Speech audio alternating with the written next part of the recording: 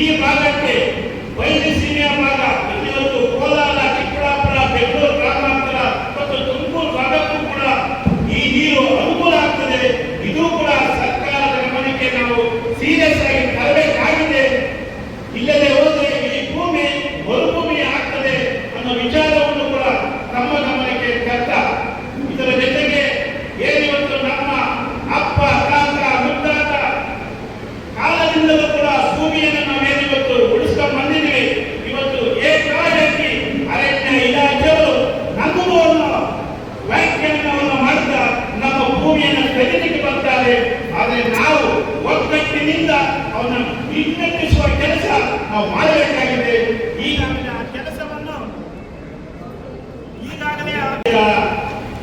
ಅಧ್ಯಕ್ಷರು ರಾಜ್ಯ ಸಮಿತಿ ಏನು ನಿರ್ಣಯವನ್ನು ಮಾಡಿ ಈ ಒಂದು 2 ದಿನಗಳ ವಿಚಾರ ಸಂಖ್ಯೆಯನ್ನು ಮಾಡಬೇಕು ಅಂತೇಳಿ ತೀರ್ಮಾನವನ್ನು ಮಾಡಿದಾಗ ಹಾಸನ ಜಿಲ್ಲೆ ಸಕಲೇಶ್ವರ ತಾಲೂಕಲ್ಲಿ ಮಾಡಬೇಕು ಅಂತೇಳಿ ನಮ್ಮ ಕೇವಲ 2 ದಿನದಲ್ಲಿ ಚಿಕ್ಕಬಳ್ಳಾಪುರದಲ್ಲಿ ನಾವು ಮಾಡ್ತೀವಿ ಅಂತೇಳಿ ಎಲ್ಲ ಸಹೋದ್ಯೋಗಿಗಳು ಸೇರಿ ಈ ಒಂದು ವಿಚಾರ ಸಂಕಿರಣವನ್ನು ಮಾಡಲಿಕ್ಕೆ ಈ ನೆಲ ಗಟ್ಟಿಮಟ್ಟಿನ ನೆಲ ಮುಂದಾಯಿತು.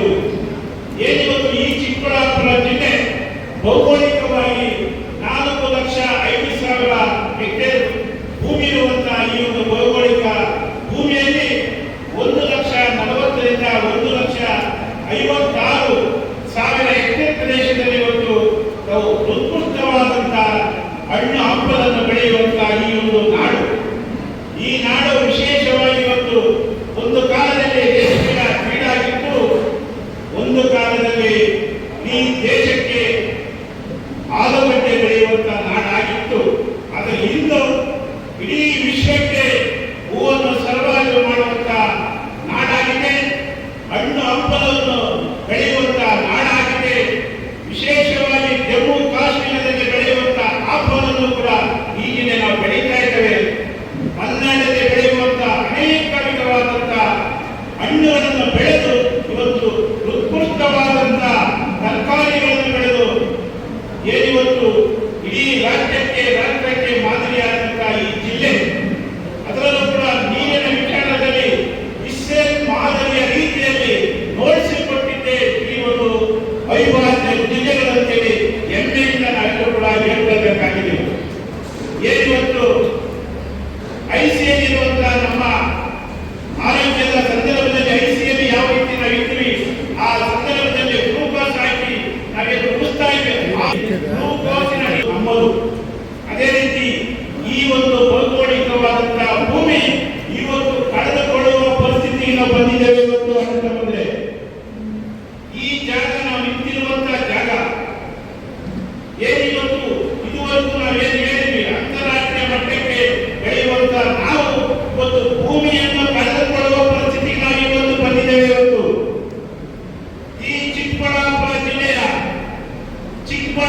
ಜಿಲ್ಲೆಯ ಈ ನಂದಿ ಹೋಬಳಿಯ 6,500 ಎಕರೆ ಪ್ರದೇಶ ಇವತ್ತು ನಾವು ಕಳೆದುಕೊಳ್ಳುವಂತಹ ಪರಿಸ್ಥಿತಿಗೆ ಇವತ್ತು ನಾವು ಬರ್ತಾ ಇದ್ದೇವೆ. ಏನು 2006ರಲ್ಲಿ 12,500 ಎಕರೆ ಪ್ರದೇಶ ಈ ನಂದಿ ಹೋಬಳಿಯಲ್ಲಿ ದೇಶ ಗೆಲ್ಲುವುದು ಎಲ್ಲರೂ ಕೂಡ ಅರ್ಥ ಮಾಡ್ಕೊಳ್ಬೇಕು. ಹೆಚ್ಚೆಚ್ಚು ಓಡಾಡೋದಾಗಲಿ, ಹೆಚ್ಚೆಚ್ಚು ಮಾತಾಡೋದಾದ್ರೆ ಅರ್ಥ ಇಲ್ಲ. ಬೇರೆ ಜನಕ್ಕೂ ನಮಗೂ ಅರ್ಥನೇ ಸಿಗೋದಿಲ್ಲ. ಸುದೀರ್ಘವಾದ ಹೋರಾಟ ಯಾವುದಾದ್ರೂ ಇದ್ದರೆ ಕರ್ನಾಟಕ ರಾಜ್ಯ ರೈತ ಸಂಘ ಅಸೋಸಿಯೇಷನ್ ಎಲ್ಲರೂ ಕೂಡ ದಯಮಾಡಿ ಕೂರ್ಬೇಕು, ಹೆಚ್ಚು ಓಡಾಡಬಾರದು ಅನ್ನೋ ಮಾತನ್ನು ಹೇಳ್ತಾರೆ. ನಿಮಗೆ ಕುಡಿಲಿಕ್ಕೆ ನೀರು ಇಲ್ಲೇ ಬರ್ತದೆ, ಟೀನು ಕೂಡ